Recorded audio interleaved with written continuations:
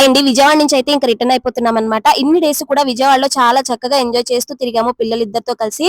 కానీ last day మాత్రం ఇలా బ్యాడ్ ఇన్సిడెంట్ అయితే జరిగిందండి. మధ్యాహ్నం 3 గంటల టైంలో మేమైతే భోజనం చేస్తున్నాం అనమాట. పిల్లలందరూ కూడా ఆడుకుంటున్నారు. అయితే చిన్న పాప అయితే మంచం మీద ఉందండి. మా మేనల్లుడి చేతిలో స్ప్రే బాటిల్ ఉందన్నమాట. అది జస్ట్ వాడు ఆడుతూ పాడుతూ ఇలా ఇసిరేసరికి అది చాలా గట్టిగా వచ్చేసి చిన్న పాప తలకైతే తగిలిపోయి మొత్తం వితిన్ సెకండ్స్ లోనే రక్తంతో అయితే నిండిపోయిందండి.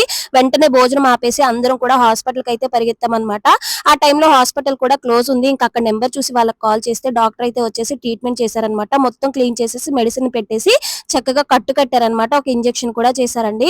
ఇంకా ఆ రోజంతా కూడా ఇంకా పాప ఏడుస్తూనే ఉంది. ఇలా బ్యాడ్ గా అయితే ఆ డే అంతా మాకు గడిచిపోయిందండి. అయితే ట్రైన్ వచ్చేసి నైట్ 10 గంటలకండి. మేమైతే 9 గంటలకే వచ్చేసామన్నమాట. డాక్టర్ కట్టిన కట్టు కూడా చిన్న పాపకి అయితే ఊడిపోయింది. కానీ ట్రైన్ ఎక్కిన తర్వాత మళ్ళీ ఏం తగిలిందో తెలియదు. మళ్ళీ రక్తం అయితే బడబడా కారిపోయింది అనమాట. మళ్ళీ మా వారు క్లాత్ తో క్లీన్ చేసి మళ్ళీ మెడిసిన్ అయితే పెట్టారు. నైట్ అంతా ఏం చేస్తుందో పడుకుంటుందో లేదో చూడాలి. వీడియో నచ్చితే లైక్ చేయండి, ఛానల్ ని సబ్స్క్రైబ్ చేసుకోండి.